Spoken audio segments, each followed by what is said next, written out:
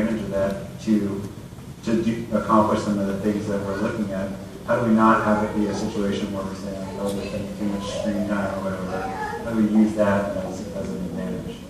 Well, you start by learning your 2.5-year-old to figure out my AV problems. No, seriously, it's pretty scary. I can't get the stuff to work, and the kids, it's like that. It's incredible. But that gets back to my point about just encouraging it in every way, shape, and form of their lives. Whether they're athletes and they're learning about kinesiology and getting a better serve on the volleyball court, or how to pitch, or baking in your kitchen, or through the polar vortex this season and how it dramatically changed our environment around us for a 4-month period of time.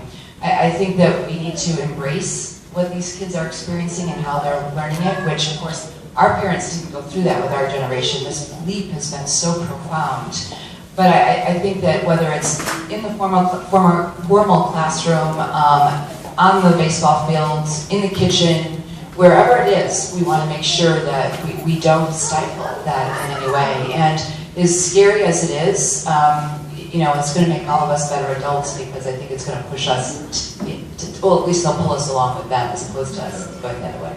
But this is an inherent, I think, challenge in our institutions and educational system, because the number of times I hear, well, they can't use a calculator in the classroom because I didn't get to learn with a calculator in the classroom, and therefore they have to learn the way I learned. It just drives me crazy, because I couldn't agree more. We got to get out of the way. We have a responsibility to guide the learning and shepherd the learning, but to have this generational topsy-turvy where we, the old people, are the ones that are designing the education experiences, and the young people are the ones that could push society forward with the way their minds are wired.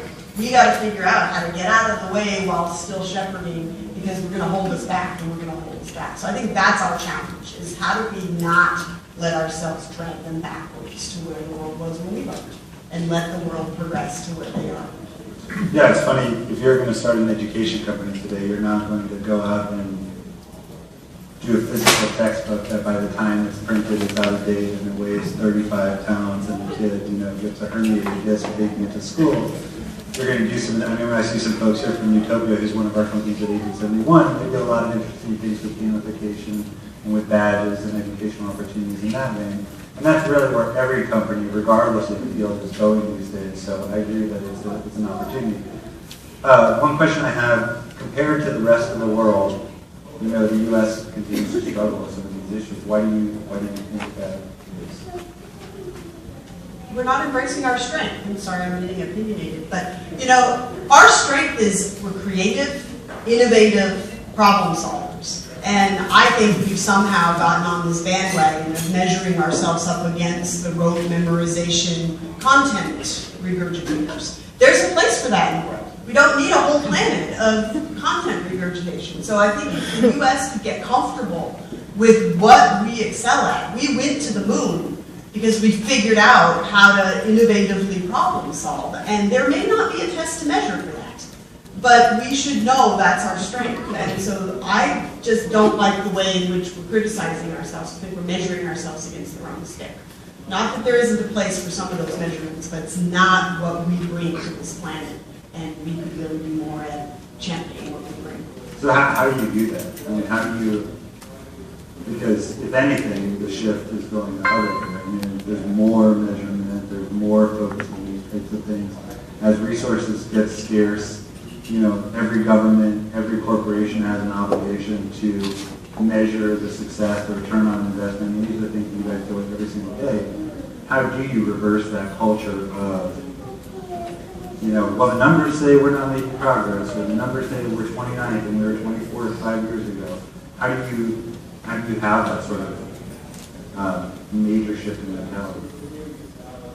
I think there needs to be a conversation about what is value. There are project-based goals that can describe, kids that build robotics and make the robot do a task. I used to run a camp where the kids built a Rube Goldberg machine where you didn't tell them how, but they had to pour cereal in a bowl and get milk into the bowl, and you just gave them a whole slew of, they built contraptions. The old mousetrap game?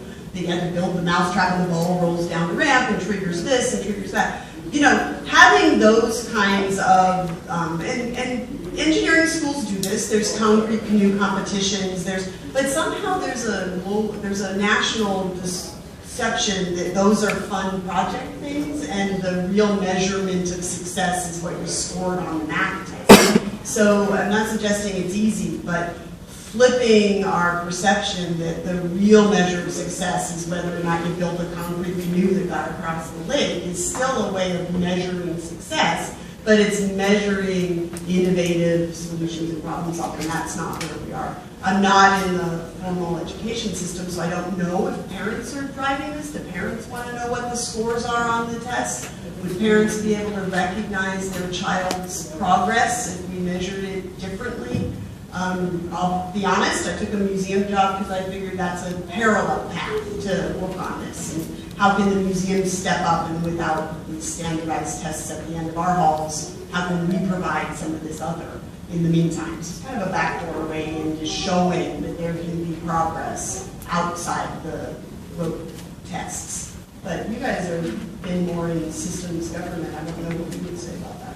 You know, I think it's a little bit of everything. You've got fewer and fewer resources to invest in the standard education system, much less in new and innovative ways to educate. And that inherent conflict is still working its way out, and it's not working its way out very effectively, in my personal opinion. I think that we have a real generational angst here, because I know that I'm one of them. Like I said, I need to borrow a 2.5-year-old because I can't figure out my AV system. And I am still handwriting thank you notes instead of sending emails, because for a whole lot of crazy reasons. But my nieces and nephews, oh my God, they can't do cursive. They wouldn't know what if I said the word cursive, they wouldn't know what I was talking about.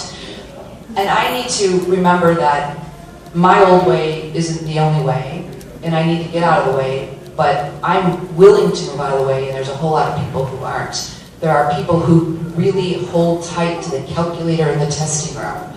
And I don't have an answer for how to undo that. All I know is that we've got kind of a generation here that is really pushing back on all the great things these young girls are ready and willing to do. And it's a real challenge, it's a problem.